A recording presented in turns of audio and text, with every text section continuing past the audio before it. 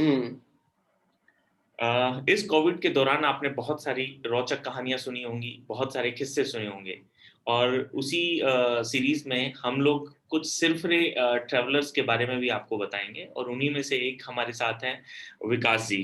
विकास जी के साथ हम आज डिस्कस करेंगे उनके थ्रू पूरा जो इंडिया टूर किया गया था, उनके बारे में हम उनके एक्सपीरियंसेस जानेंगे और उनसे उस पूरी जर्नी के दौरान जो-जो कुछ रोचक किस्से हुए थे, उन सब के बारे में हम जानेंगे। तो हमारे साथ हैं विकास जी और अमित भाई एज़ यूजुअल जो कि हमें को-होस्ट हैं और हमें सपोर्ट करेंगे क्योंकि ये भी इनका भी एक बड़ा एक्सपीरियंस रहा है ट्रैवलिंग का और ये अपने एक्सपीरियंसेस भी हमारे साथ शेयर करेंगे। विकास जी आप अपने बारे में थोड़ा-सा बताएँ और कैसे ट्रैवलिंग करने का आपके दिमाग में ये कीड़ा जगा? नमस्कार जी, मेरा नाम विकास है और मैं हरियाणा के बहादुरगढ़ के पास आसोदा गांव के रहने वाला हूँ। एक्चुअली मैं प्राइवेट जॉब कर रहा था, जो मैं जॉब चाहता था वो जॉब मुझे मिली हुई थी। मैं जो डिजाइनिंग जॉब कर रहा था बहुत अच्छे से, लेकिन कुछ सिचुएशन ऐसी आ गई थी कि मुझे गवर्नमेंट जॉब की तैयारी करनी पड़ी। उसके बाद मैंने 4 से 5 महीने ही गवर्नमेंट जॉब की तैयारी की थी। उसके बाद कोरोना आ गया था मार्च में, तो सभी पेपर पोस्टपोन हो गए। तो उसके बाद घर वाले बोले वापस आप प्राइवेट जॉब कर लो। तो मैंने सोचा प्राइवेट जॉब पूरी जिंदगी करनी है, अभी मेरे पास मौका है, मैं घूम सकता हूँ। बाद में कभी जॉब छोड़ने का ना तो मौका मिलेगा ना छोड़ी जाएगी, और बाद में हेल्थ प्रॉब्लम भी हो सकती है, घर की सिचुएशन भी ऊपर नीचे हो सकती है। तो मैंने सोचा कि अभी घुमा जाए, लेकिन मैंने सोचा कि एक बार में ही सारा घूम लिया जाए। तो फिर मैंने थोड़ा सा रिसर्च किया, 1-2 महीने बड़े बड़े कुछ यूट्यूबर थे या बड़े ब्लॉगर थे, उनसे बात की इंस्टाग्राम पे कि कैसे घूमना ठीक रहेगा। तो वे अपने अपने तरीके से जैसे घूमते थे उसी के हिसाब से उन्होंने बताया। फिर मैंने अपनी सिचुएशन के हिसाब से कि अगर मैं पब्लिक ट्रांसपोर्ट में घूमूंगा तो सस्ता तो रहेगा, लेकिन टाइम बहुत ज्यादा लग जाएगा, कम से कम 2 साल 3 साल से पहले मैं घूम नहीं पाऊंगा। और हर एक चीज का फिक्स टाइम होता है, जैसे ट्रेन का बस का फिक्स टाइम होता है, उनके हिसाब से चलना पड़ेगा। वे जहाँ पे रुकेंगी वहीं पे रुकना पड़ेगा। तो मैंने अपनी बाइक से सोचा कि मैं बाइक से घूम सकता हूँ, ये थोड़ा कॉस्टली पड़ेगा लेकिन मैं आराम से घूम सकता हूँ। मैं जैसे सुबह 4 बजे 5 बजे अपनी राइड स्टार्ट कर देता हूँ। दस बाइक ग्यारह पहले से थी या बाइक खरीदा फिर इसी पर्पज बाइक से? खरीदा था मैंने, पहले मेरे पास दूसरी थी, बजाज विक्रांता थी मेरे पास। उस पे मैंने लास्ट ईयर अपनी मम्मी के साथ 4 धाम भी किया था उत्तराखंड का। हम्म। इस बार मैंने सोचा था कि बाइक कुछ ऐसी हो जो एवरेज अच्छी दे और नई बाइक ली। तो मैंने स्पेशल प्लेटिना ली थी, क्योंकि बड़ी बाइक पे हर कोई घूमता है। जैसे आप जितने भी बड़े यूट्यूबर्स को देखोगे, वो बुलेट लेके या उससे भी बड़ी बाइक लेके घूमते हैं। बिल्कुल। तो जो छोटे बंदे होते हैं वे कभी सोचते भी नहीं, क्योंकि कुछ ना कुछ issue होगा कि सभी बड़ी ले रहे हैं तो आप छोटी बाइक पे क्यों जाओ। तो वे बहुत से हम्म। ऐसे बंदे हैं जो सोचते ही नहीं इस बारे में। तो मैंने स्पेशली राइट। मैंने ये बाइक ली थी कि अगर इसमें कुछ इश्यू होगा तो और बंदों को पता चल जाएगा, और अच्छा रहा तो उनको ये फिर भी पता चल जाएगा कि इस बाइक से आप घूम सकते हो या नहीं घूम सकते। तो इसलिए मैंने स्पेशली ये बाइक ली थी। और उसके बाद मैंने सितंबर में ये जर्नी स्टार्ट की थी, और लगभग 135 दिन लगे मुझे पूरा घूमने में। सितंबर पिछले साल पिछले साल सितंबर में। 2020 के सितंबर में शुरू किया, खत्म कब कब किया? खत्म पिछले महीने की थी मैंने। बीच में मैं 2 बार घर पे आया था, मेरे घर में कुछ प्रॉब्लम हो गई थी, तो बीच में 2 बार घर पे आया था। मैं बाइक को वहीं पे रख के जहाँ पे मैं होता था। ओके, ठीक है। उसके बाद कंटिन्यू स्टार्ट कर देता था। लगभग मुझे 135 दिन लगे, लगभग 1.5 लाख रुपए का खर्चा आया। और इसमें मैंने रहने के लिए रोड पे कैंपिंग भी की है, ढाबे पे खाट पे भी सोया हूँ, हॉस्टल भी ली है, धर्मशाला भी लिया है, गुरुद्वारा भी लिया है, होटल भी लिया है, खाना खाता था। अच्छा, आपने बहुत ये जो बढ़िया। जर्नी स्टार्ट की थी, ये कहाँ से स्टार्ट की थी और उसका रूट क्या था? कहाँ-कहाँ होके निकले थे? कितना टाइम लगा था? और उस दौरान कुछ रोचक किस्से जो आपको उस जर्नी के दौरान मिले थे, तो वो थोड़ा-सा शेयर करते चलें। मैंने ये जर्नी अपने बहादुरगढ़ से ही की थी, हरियाणा से। उसके बाद मैं भिवानी होते हुए चूरू झुंझुनू से मैंने राजस्थान में इंटर किया था। उसके बाद श्री गंगानगर की तरफ गया था, और वहां से तब मैं जा रहा था बीकानेर। वहां पे रोड बिल्कुल पतला है, लेकिन बहुत अच्छा रोड है, नया है। और उस टाइम पे शाम को लगभग 5 से 6 बजे हुए थे, इतनी तेज आंधी आ गई थी कि मैं मतलब वहीं पे फंस गया था। वहां पे मेरा ये मन कर रहा था कि तू गलत आ गया, और अकेला तो बिल्कुल गलत आ गया, क्योंकि उस टाइम पे ना तो फोन में रेंज थी, ना मैं कुछ कर सकता था। लेकिन फिर आधा एक घंटा वहीं पे रुकने के बाद मुझे एक ढाबा मिला। मेरा पहला दिन का स्टे वहीं पे था, ढाबे के पास। उस पे ढाबे वाले से पूछा, वो बोला होटल तो यहाँ से दूर मिलेगा और बारिश भी बहुत तेज हो रही थी। तो वहीं पास में एक मंदिर था, उस मंदिर में 250 रुपये में रुका था मैं पहले। मेरे पास टाइम था लेकिन मेरी लगाने की हिम्मत नहीं थी क्योंकि वो मेरा पहला दिन था। तो 2-3 दिन मैं हॉस्टल ट्राई कर रहा था या धर्मशाला टाइप में देख रहा था। लेकिन उसके बाद धीरे धीरे जैसे जैसे मैं आगे बढ़ने लगा, फिर उसके बाद मैं कैंपिंग करने लगा। मैंने राजस्थान में डून डेजर्ट, वहाँ पे कैंपिंग की थी, डेजर्ट में अकेले की थी वहाँ पे भी। कौन सा डेजर्ट? ये डेजर्ट से वापस आना पड़ेगा। नहीं, आपने पूरे राजस्थान में कितना टाइम निकाला था? मतलब राजस्थान में 23 दिन लगाए थे। ठीक है। बाद में फिर वापस आया उत्तराखंड। उत्तराखंड में लगभग मैं 20 दिन के आसपास रहा। तो राजस्थान से गुजरात आप नहीं गए, उत्तराखंड आ गए? उत्तराखंड आ गया मैं। ठीक है। अगर मैं उत्तराखंड राजस्थान से गुजरात जाता तो फिर मैं महाराष्ट्र में इंटर नहीं कर सकता था, फिर मुझे वापस आना पड़ता। डायरेक्ट आ गया उत्तराखंड। उत्तराखंड में मैं 18 से 19 दिन रुका था, जिसमें मैंने 4 धाम, पंच केदार, पंच बद्री किया था, जिसमें 163 किलोमीटर की ट्रैकिंग भी की थी। वो भी मेरी सोलो ही थी, बीच में कुछ दोस्त मिल जाते थे लेकिन मैं वैसे सोलो ही चलता था। फिर मैं वापस दिल्ली होते हुए यूपी के बॉर्डर से एमपी में इंटर किया। एमपी में मैं 20 से 25 दिन रहा।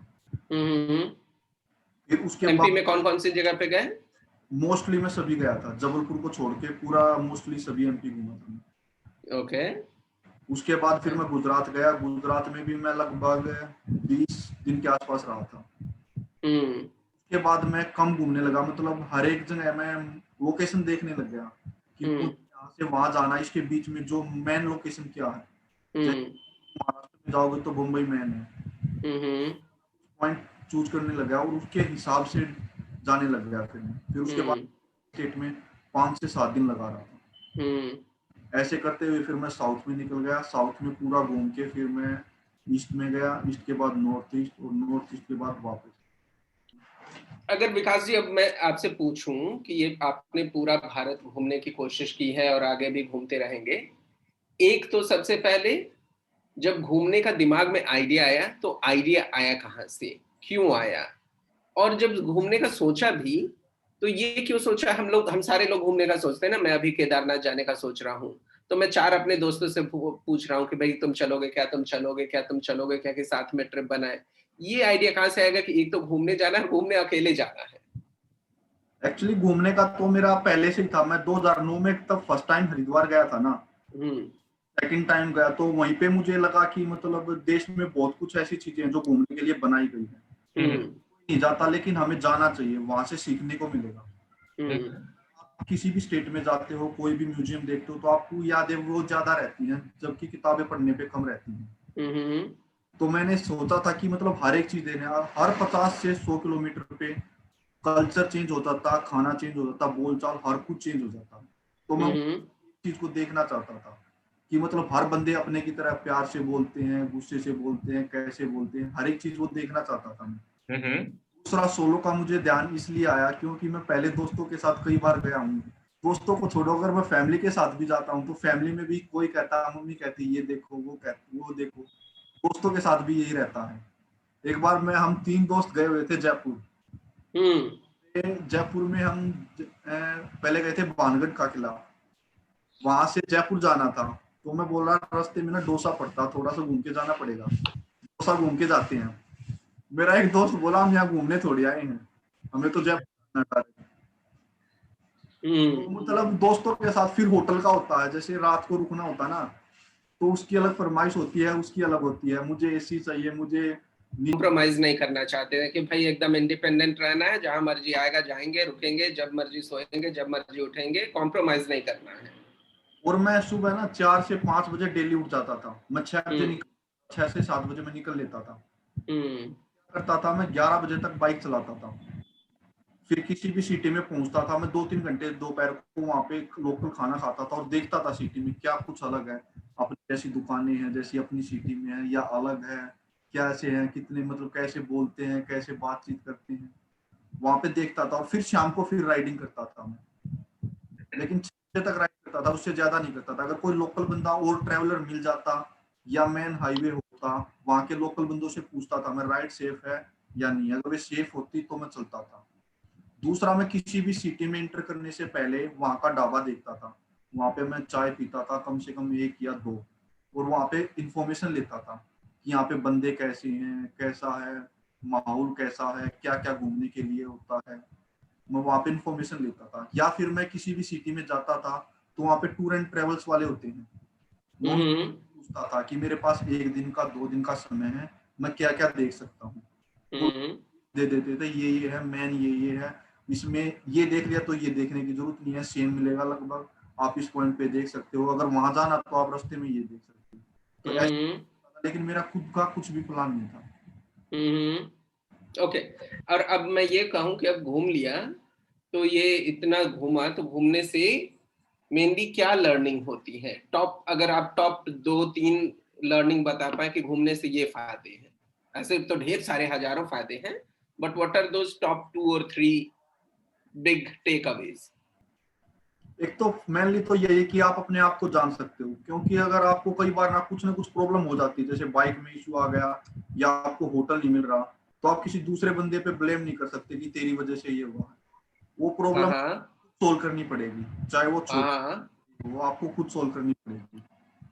उसी हम्म टाइम पे आपको डिसीजन लेना पड़ेगा, आप उसके लिए सोच नहीं सकते कि किसी दूसरे बंदे से पूछे, क्योंकि अगर आप दूसरे बंदे से पूछोगे उसको पता नहीं कि आप किस सिचुएशन में हो, हम्म अपने आप को सबसे अच्छे से जान सकते हो। ठीक है, दूसरा ये आप होता अपने आप को अच्छे से जान सकते हो, आप दुनिया समाज को अच्छे से जान सकते हो। तीसरा, है ना, अगर आप सोलो जाते हो ना, जैसे अगर 2 फ्रेंड जाते हैं ना, तो वे आपस में डिस्कशन कर लेंगे कि हमें जाना, वहां घूमना, वहीं पे जाएंगे।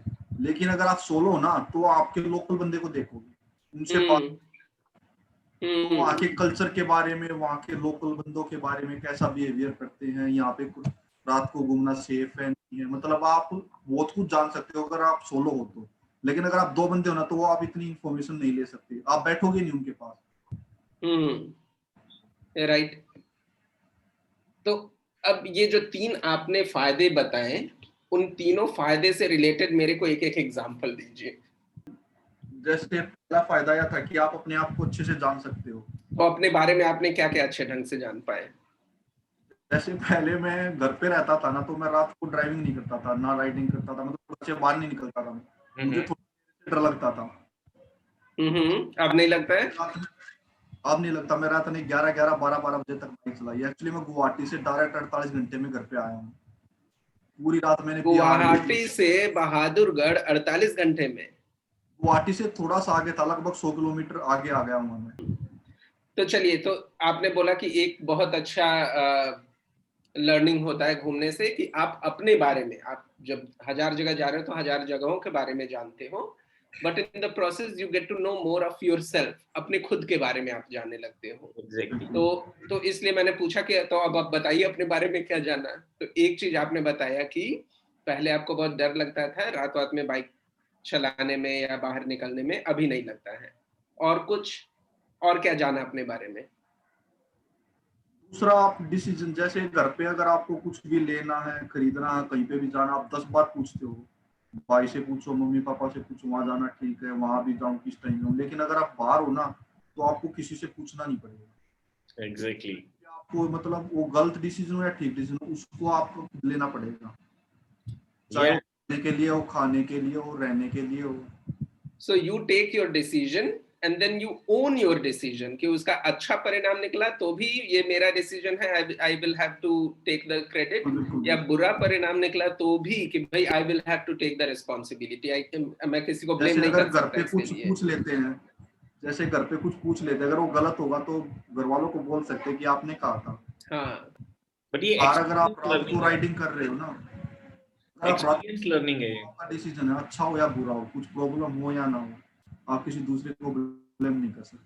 अमित जी, मैं ठीक है। इस लर्निंग को सबसे टॉप पे रखूंगा, क्योंकि एक्चुअल में जब हम अब इनकी एज 26 है, और इस एज में अगर इन्हें गाड़ी खरीदनी है या कुछ भी करना है, तो इनका इनका डिसीजन मान्य नहीं होगा जब तक 5 लोग बैठ के पंचायत ना कर लें कि ये करें कि नहीं करें। बट हम बिल्कुल जब बिल्कुल अकेले होते हैं, बिल्कुल। अपने जोन में होते हैं, तब हमारा डिसीजन होता है कि मुझे क्या खाना है, कहाँ रहना है, क्या करना है। और वहां पे अगर गलत होता है या सही होता है तो उसके बेसिस पे हम हमारे लाइफ के डिसीजन ले सकते हैं। तो मुझे ऐसा लगता है कि ये बहुत बड़ा लर्निंग है। और ट्रैवलिंग के दौरान जब आप नए लोगों से मिलते हो, अलग-अलग सिचुएशन में होते हो और जब उस सिचुएशन में निकल के आते हो तो आप स्टोरी टेलर बनते हो। क्योंकि अब भाई से कोई पूछेगा कि भाद्रगढ़ में कि भाई ये क्या करना है? अरे ऐसे कर लो, क्योंकि ये ऑलरेडी उस सिचुएशन में रह चुके हैं और इन्हें पता है कि ये सिचुएशन से ऐसे निकला जा सकता है, गलत से ऐसे और सही से ऐसे। लोगों से ऐसे डील करनी होती है, तो एक बड़ी लर्निंग है। एक सबसे बेहतर चीज़ तो ट्रैवलिंग का यही होता है ना, कि आपके पूरा पर्सनैलिटी को वो चेंज कर देता है। आपके अंदर एक कॉन्फिडेंस आ जाता है, क्योंकि जब तक आप घर पे बैठे हो, आप बाहर की दुनिया का समझ ही नहीं है, नॉलेज ही नहीं है, तब तक आप उससे हेजिटेट करते हो इंटरैक्ट करने में, और वो आपके हर काम में, हर पर्सनैलिटी में, हर डिसीजन में वो दिखाई देता है। लेकिन जब आप ऐसे घूमने-फिरने निकल जाते हो, कुछ ऐसा करके आ जाते हो ना, तो आपका पर्सनैलिटी काफ़ी खुल जाता है, because when you understand the world around you, then you know how to interact with it.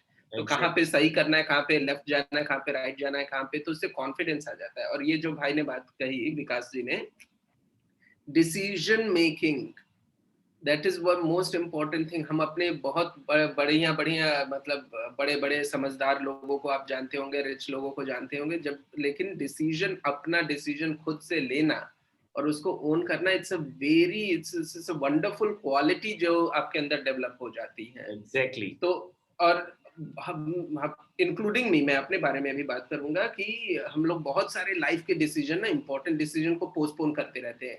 अच्छा ये हो जाए तो करेंगे, ऐसे कर जाएंगे तो एक दिन बढ़िया सिचुएशन होगी तो करेंगे, करते करते, लेकिन हम अपने लाइफ के, आई विल से 90% लोग हमारे देश में, हमारे भारत में, अपने जान पहचान में मैं जानता हूँ, अपने जीवन के सबसे इम्पोर्टेंट डिसीजंस खुद नहीं लेते हैं।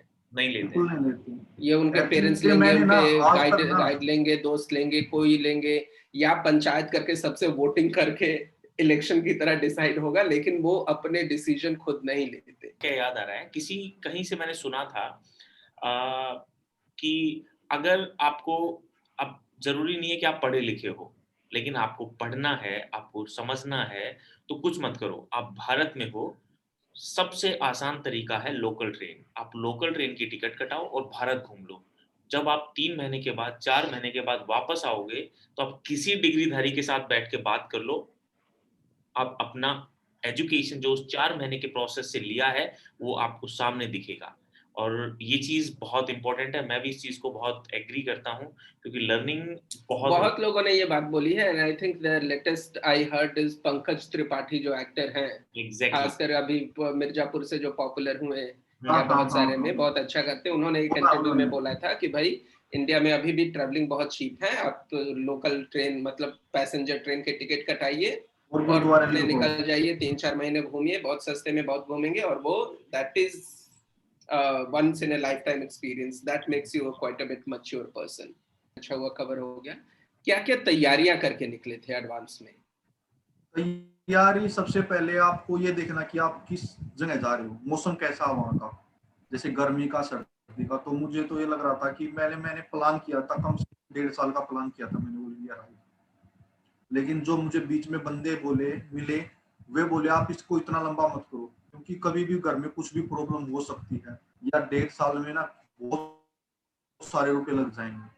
आप पहले 2-3 महीने का प्लान करो, उसके बाद आपको, जैसे मैंने अभी 2-3 महीने में घूमा, तो मुझे जो स्टेट अच्छी लगी मैं उसमें दोबारा जा सकता हूँ, अच्छा टाइम स्पेंड कर सकता हूँ। क्योंकि हर एक स्टेट में घूमने के लिए ज्यादा कुछ है नहीं है, लेकिन कुछ पॉइंट है।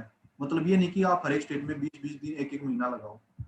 तो हम्म। पहले आपको कपड़े चूज, जैसे मैंने हम्म। गर्मियों के भी सर्दियों के दोनों तरह के कपड़े लिए। हम्म। उसके बाद आपको जैकेट लेनी पड़ती है, रेनकोट लेना पड़ता है, रेनकोट मस्ट है। आप किसी भी स्टेट में जाओ, कहीं पे भी जाओ, हुँ, हुँ, रेनकोट हम्म। मस्ट, उसके बिना तो आपको हम्म। जाना नहीं चाहिए। हम्म। दूसरा, आपको सेफ्टी देखनी पड़ती है। जैसे आप बाइक पे हो तो आपको सेफ्टी देखनी पड़ेगी, पहले तो अपनी देखनी पड़ेगी। जैसे राइडिंग जैकेट होगी, राइडिंग बूट हो गए, हैंड ग्लव्स हो गए, जो भी है, मतलब आपको प्रॉपर वे लेनी पड़ेगी। दूसरा, आपको बाइक की सेफ्टी के लिए देखना पड़ेगा। जैसे मैंने साथ में एक पंप ले रखा था और दूसरी पंचर किट ले रखी थी। उससे अलग मैंने कुछ नहीं लिया, लेकिन मैं सजेस्ट करूंगा आपको बहुत सारी चीजें लेके चलनी पड़ेगी। जैसे कल्च हो गई, वो आपको मस्ट है। क्योंकि आप जिस जहाँ पे भी जा रहे हो ना, जैसे आप नॉर्थ ईस्ट में जाओगे, वहाँ आपको 200 किलोमीटर तक कोई बाइक की शॉप नहीं मिलेगी, कुछ भी नहीं मिलेगा। अगर आपकी बाइक में प्रॉब्लम हो गई तो आपको लोड करके लानी पड़ेगी, नहीं तो मिस्त्री को बहुत ज्यादा चार्ज देके बुलाना पड़ेगा।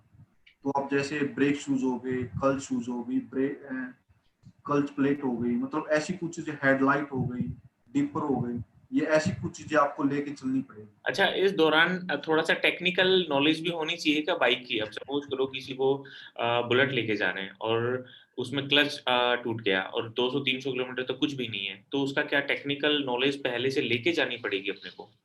थोड़ा बहुत पता होना चाहिए, मुझे कुछ नहीं पता था और मेरे में कोई प्रॉब्लम भी नहीं आई, लेकिन आपको थोड़ा बहुत पता होना चाहिए, और इतना पता आपको चल जाता है क्योंकि हर 2000 से 2500 किलोमीटर पे आपको सर्विस करवानी पड़ती है बाइक की। तो जहाँ पे भी आप सर्विस करवाते हो उनको बता देते हो कि मैं ऐसे ऑल इंडिया राइड कर रहा हूँ, मुझे बहुत लंबा चलना है, अगर इसमें कुछ प्रॉब्लम हो तो एक बार आप चेक कर लो। वे अच्छे से चेक कर लेते थे उसको, और अगर आपको अलग से कुछ लेना तो ये बता देते थे। जैसे मैंने कोहिमा में पूछा था, नागालैंड में, मुझे वहां पे ऐसा कुछ लगा, जैसे मैं अरुणाचल प्रदेश में घूमा ना, तो मुझे लगा कि बाइक के कोई भी मिस्त्री नहीं है, तो आपको थोड़ा पता होना चाहिए। तो कोहिमा में मैंने पूछा था, जैसे ब्रेक टाइट कैसे करते हैं, कुछ मैंने इंस्ट्रूमेंट ले रखे थे, वो मुझे गुवाहाटी में दिए थे। एक्चुअली मुझे ना सिक्किम में ना एक राइडर ग्रुप मिला था, जो बुलेट का राइडर ग्रुप था, वो सिक्किम का था, साउथ सिक्किम का। वो पूरा ऑल इंडिया में घूमता है, वे 30 से 35 बंदे हैं। मुझे पूरे नॉर्थ ईस्ट में नंबर दे दिए थे, क्योंकि मुझे लग रहा था कि मुझे नॉर्थ ईस्ट सेफ नहीं लग रहा। मुझे बहुत जगह सुना था कि नॉर्थ ईस्ट इतना सेफ नहीं है, तो इसलिए उन्होंने मुझे ना नंबर दे दिए थे, अगर आपको कोई भी प्रॉब्लम हो ना तो वहाँ पे मिल लेना। तो मुझे ना गुवाहाटी में एक बंदा मिला था, उन्होंने ना मुझे कुछ इंस्ट्रूमेंट दे दिए थे, अगर बाइक में जैसे कुछ प्रॉब्लम हो जाए तो आप इसको ठीक कर सकते हो, लेकिन कोई प्रॉब्लम हुई नहीं। तो बेसिक चीज नॉलेज होनी चाहिए ना, ये बेसिक जरूर होनी चाहिए। और वो पहाड़ी बेसिक एरिया पे ना आप ज्यादा वेट नहीं कर सकते। हाँ, और ये बेसिक नॉलेज को भी एक्वायर करने का वेट नहीं करना चाहिए, आप निकल जाओ तो रास्ते में नॉलेज होता जाता है। हाँ, हो जाता है, लेकिन अगर आप पहले से भी एक दिन भी देख लोगे ना तो आपको पहले से भी पता चल जाएगा। चलिए, तो अब रैपिड फायर स्टाइल में कुछ कुछ क्वेश्चन पूछते हैं, फटाफट आंसर दीजिएगा, ज्यादा बिना सोचे हुए। ठीक है, जितना जगह घूमा उसमें सबसे सेफेस्ट प्लेस कौन सा लगा, जहां पे कि एकदम खुलेआम मस्ती से घूमो यार, कोई डर परेशानी नहीं है टाइप का, एकदम बिंदास? उत्तराखंड। उत्तराखंड में कौन सी जगह पे लगा कि यार यहाँ पे सब अपने ही लोग हैं, यार दोस्त हैं, टेंशन की कोई बात नहीं, आराम से? पूरा उत्तराखंड बेस्ट है, पूरा उत्तराखंड सेम है। अगर आप दूसरी स्टेट में जाते हो ना तो कुछ जगह सेफ रहेंगी, लेकिन कुछ ना कुछ कहीं ना कहीं दिक्कत हो। जैसे आप राजस्थान में घूमोगे तो अगर राजस्थान के बंदों से भी पूछोगे ना तो वे भी कहेंगे रात में मत चलाना, ठीक रहेगा। लेकिन उत्तराखंड में आप कभी भी जाओ कोई दिक्कत नहीं है। ठीक है। सबसे फ्रेंडली स्टेट कौन सा लगा? उत्तराखंड। उत्तराखंड। वो कौन सा जगह था जहां पे आपको डर सबसे ज्यादा लगा? डर बहुत जगह लगा, सबसे पहले मुझे लगा एमपी में, एक्चुअली मेरा कैमरा छीनने की कोशिश की गई थी। कैमरा या मोबाइल? कैमरा। अच्छा, ग्वालियर में। ग्वालियर में, शहर में?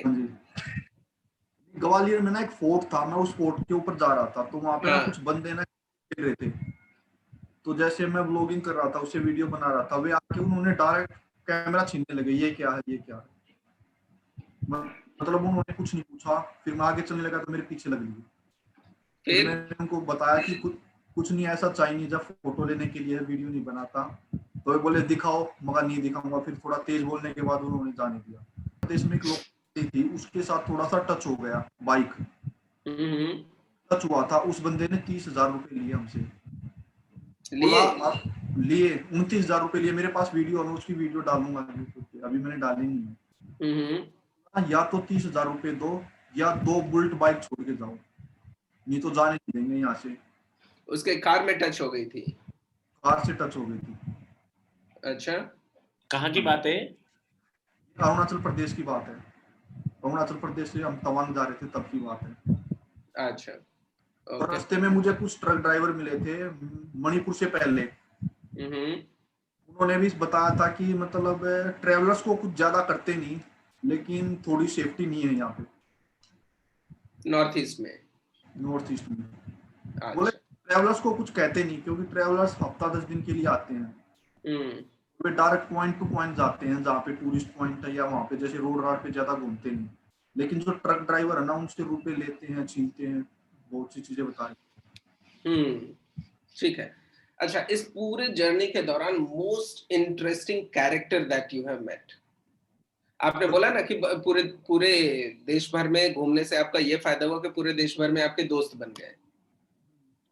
तो सबसे इंटरेस्टिंग पर्सन जिनसे मिले जो कि आपके दोस्त बन गए, सबसे क्लोज बन गए? मेरे सब दोस्त तो बहुत ज्यादा बन गए, लेकिन मुझे सिक्किम वाले सबसे बेस्ट लगे। वो वहां पे एक तो वे राइडर थे, बाकी मिले बहुत सारे बंदे, लेकिन वे राइडर थे। हम्म। था 30 से 35 बंदों का। हम्म। तो उनसे इंफॉर्मेशन ज्यादा मिली कि कहाँ घूमना चाहिए, कहाँ नहीं घूमना चाहिए, कैसे राइड करनी है, क्योंकि मैं स्टार्टिंग में निकला था, वे बुलेट बाइक से कई सालों से घूम रहे थे, हम्म। का एक्सपीरियंस भी ज्यादा था, तो सबसे बेस्ट तो वही लगे मुझे। हम्म। ओके। अच्छा, कोई इंटरेस्टिंग इंसिडेंट बताइए जो कि मतलब ऐसा डरने डराने वाला तो नहीं था लेकिन दिल को छू गया था। कोई ऐसा इंटरेस्टिंग इंसिडेंट हुआ था जो दिल को करीब से छू गया? मैं मेरा 3 बार एक्सीडेंट होते होते बचा था, और वो भी नॉर्थ ईस्ट में बचा था तीनों बार, जिसमें मेरी कोई भी गलती नहीं थी। एक बार मैं पहाड़ के इस तरफ चला रहा था, दूसरा बंदा ट्रक वाला था, मोड़ से बिल्कुल मेरे पास लेके आ रहा था, मैं हॉर्न दे रहा था, उसका कहीं ध्यान और था। एट ए टाइम पे उसने लगा दिया, मतलब मुझे 15-20 सेकंड ऐसा लगा कि मैं मर गया, ऐसा लगा मुझे। उसके मांग से वापस आ रहा था, तब एक गाड़ी वाला वहीं का लोकल बंदा था। मेरी बाइक लगभग 60 के आसपास थी, उसकी 80-90 होगी। मतलब मैं इस साइड चल रहा, वो इस साइड से बिल्कुल मेरे हिट करने वाला था, उस तरफ खाई थी। उस टाइम पे भी मुझे ऐसा लगा कि मतलब मरते मरते बचा। सेम ऐसा ही बिहार में हुआ था मेरे साथ रात को, उसने बिल्कुल उड़ा दिया होता। मतलब तीसरी बार भी ऐसा, 3 बार मेरे साथ ऐसा हुआ कि आप 3 बार मौत को बहुत करीब से देख के आए हो। हाँ, जिसमें मैं मतलब ना रुक सकता था, ना भगा सकता था, कुछ भी नहीं कर सकता था, मेरे हाथ में कुछ नहीं था। ठीक तो है। अब आप सोचते हो उन तीनों घटनाओं के बारे में तो क्या फीलिंग आती है? नहीं, मैं सोचता नहीं, क्योंकि जिस दिन मेरा पहली बार होते होते बचाना, मैंने सोचा था उस दिन बाइक रोक के मैं आधा घंटा वहीं पे बैठा रहा था, मैं चला नहीं। बस मतलब मैं बाइक लेके आना चाहिए, नहीं आनी चाहिए, क्योंकि मेरी कोई गलती नहीं है, फिर भी एक्सीडेंट हो जाता। और अगर एक बार भी एक्सीडेंट हो जाता तो घर वाले दोबारा कभी भी जिंदगी में जाने नहीं देते बाइक से। अरे पहले घर पहुंचते तब तो घर वाले दोबारा भेजते। मैं तो ये सोच रहा था ना कि मैं आगे कभी नहीं घूम पाऊंगा, मैंने ये नहीं सोचा कि घर मैं नहीं जाऊंगा। तो राइट। मतलब ध्यान ज्यादा देना पड़ता है, बहुत ज्यादा देना पड़ता है एक एक चीज। उसके बाद तो मैं बिल्कुल ध्यान से चलाने लग गया था। ध्यान पहले भी, लेकिन उसके बाद और ज्यादा। Very good. हाँ, तो विकास भाई अब बताइए कि अब फ्यूचर के क्या क्या घूमने के प्लान हैं? मतलब भर गया दिल कि भाई घूम लिया 130 दिन में पूरा इंडिया कवर कर लिया, कि नहीं अभी ये जर्नी रुकने वाली नहीं है? मैं ना अभी 1.5 से 2 महीने का प्लान बनाया मैंने नॉर्थ में घूमने का। जैसे उत्तराखंड में मैं 18 से 20 दिन घुमा हूँ, लेकिन उस टाइम पे जो मेरा पॉइंट रह गया था ना, वे ट्रैक करने मुझे अभी उत्तराखंड में, उसके बाद हिमाचल, उसके बाद जम्मू कश्मीर। ये पूरा होने के बाद मेरा मोस्टली पूरा इंडिया हो जाएगा, फिर कुछ नहीं बचेगा। उसके बाद अगर कोरोना नॉर्मल हो गया, मतलब दूसरे देश में जा सकते हैं, तो मैं दूसरे देश में जाने का प्लान करूंगा। पहले तो बाइक से करूंगा मैं, Nepal, Bhutan, Myanmar, Thailand, Vietnam, ये 5 से 6 देश कवर करूंगा अगर कोरोना। प्लेटिना ही लेके जाओगे कि कोई दूसरी बाइक लोगे? Platina Platina Platina. प्लेटिना से ही मोहब्बत हो गई है। मैं ये भी पूछना चाह रहा था कि ये पूरा घूमने में लैंग्वेज का कहीं पे इशू आया, बातचीत करने में, सोचने समझने में, इंटरैक्ट करने में? नॉर्थ ईस्ट में इतना ज्यादा नहीं आया, हल्का फुल्का आया नॉर्थ ईस्ट में, कुछ कुछ जगह पे, जैसे बिल्कुल लोकल गांव होते हैं ना, उनमें थोड़ा बहुत। और साउथ में तो बहुत ज्यादा इशू आया था, आप उनको समझा नहीं तो पा रहे थे इंटरैक्ट वो कैसे आप क्या। करते थे फिर? तो कैसे बातें करते थे? थोड़ा बहुत, जैसे इंग्लिश में इंग्लिश बोलते तो उनको इंग्लिश समझ में नहीं आती थी, वैसे पूछ लेते थे। जैसे आसपास कोई लोकल जगह हो या कोई दूसरा बंदा आसपास हो, पास में कोई ना कोई बंदा ऐसा मिल जाता था जिसको थोड़ी बहुत हिंदी आती है। जैसे अगर किसी शॉप पे कुछ ले रहे हो या रेस्टोरेंट में खाना खा रहे हो, तो अगर आप उनसे हिंदी में बात करते हो उसको समझ में नहीं आएगा, लेकिन वहाँ पे मैनेजर हो गया या कोई दूसरा बंदा हो गया ना कोई हर जगह आपको मिलता था जो हिंदी में बात कर लेता था हल्की फुल्की, तो उनके थ्रू समझ में लेते थे। क्योंकि लैंग्वेज का ये प्रॉब्लम होता है। एंड केरला, मैं खुद कहता हूँ, I call it the land of my fascination. तो केरला मुझे जितनी जगह घुमा हूँ भारत में बहुत अच्छा लगता है, लेकिन लैंग्वेज का प्रॉब्लम आता है। तो एक बार का मुझे याद है, जब मैं कोचीन में घूम रहा था, तो ऑटो ऐसे किया कि भैया शहर भर का घूमना है। ऑटो वाले को ना हिंदी समझ में आ रहा था, ना मुझे मलयालम समझ में आ रहा था। तो वो मलयालम में कुछ बोल रहा था, मैं हिंदी में बोल रहा था, लेकिन I don't know how we were making sense. थोड़ा थोड़ा बात वो समझ ले रहा था, थोड़ा मैं समझ ले रहा था। तो गजब किस्म का कॉन्वर्सेशन हमारा हो रहा था कि मैं बोल रहा हूँ हिंदी इंग्लिश में, वो जवाब दे रहा है मलयालम में। हम एक दूसरे को पता नहीं समझ भी रहे हैं कि नहीं समझ रहे, लेकिन कैसे भी करके डायरेक्शन हाथ हाथ दिखा के इधर उधर मगर घूम लिया। मेरे साथ क्या होता था एक्चुअली, मैंने जैसे पॉइंट नोट कर रखे थे, मुझे वहां पे घूमने जाना, वहां पे जाना, तो मेरे पास बाइक थी, तो मुझे किसी से बात नहीं करनी थी, डायरेक्ट पहुंच जाता था वहां पे। अगर किसी भी पॉइंट पे टूरिस्ट पॉइंट होगा तो वहां पे वे हिंदी और इंग्लिश दोनों जानते हैं, जैसे एंट्री पॉइंट हो या आसपास की जगह हो। दूसरा, मैं हॉस्टल में रुकता था, हॉस्टल में जैसे फॉरेनर भी आते हैं तो उनको इंग्लिश भी आती थी, हिंदी भी आती थी, तो इसलिए मुझे ज्यादा इशू नहीं हुआ। और खाने के लिए मैं वहां पे जैसे देखता था, वेज नॉन वेज देखता था, तो उसमें वेज बता देता था कि मैं ज्यादातर केरल में मुझे यहाँ लग रहा था, मतलब कुछ पॉइंट को छोड़ देना ना, तो मुझे वहाँ पे वेज नॉन वेज दोनों मिल रही थी, तो मैं वहाँ पे खाना ही नहीं खा रहा था। जहाँ प्योर वेज होता था मैं वहाँ पे खाना खाता था। क्योंकि ये डिस्कशन इतना कमाल का चल रहा था कि मैं भी रोक नहीं पा रहा था कि इसको रोकें, क्योंकि इसको चलते जाना चाहिए था। जब अपने कॉमन पैशन मिलता है ना, तो वो बातचीत खिंचता जाता है। But yes, we have to stop at some point of time. तो बहुत मजा आया इस डिस्कशन में, और इतने कमाल के एक्सपीरियंसेस आप लोगों ने शेयर किए जो कि नो डाउट बहुत ज्यादा हेल्पफुल रहेंगे। स्पेशली विकास ने जो जिस तरीके से पूरे इंडिया के जो पूरा टूर था वो उन्होंने जो एक्सप्लोर किया, एक्सपीरियंस किया, और उसको हमें प्रॉपरली पूरा डिस्क्राइब किया। जो जो प्रॉब्लम्स आई थी उन प्रॉब्लम से उन्होंने कैसे ओवरकम किया और किस तरह की उनकी लर्निंग रही इस पूरे टूर के थ्रू, तो वो बहुत मजा आया हम लोगों को। तो विकास, बहुत बहुत धन्यवाद हमसे जुड़ने के लिए। आपका भी बहुत बहुत धन्यवाद। थैंक यू विकास भाई। Thank you. We will stay connected, and और ज्यादा से ज्यादा चीजें हम साथ में भी करने की कोशिश करेंगे फ्यूचर में। जी।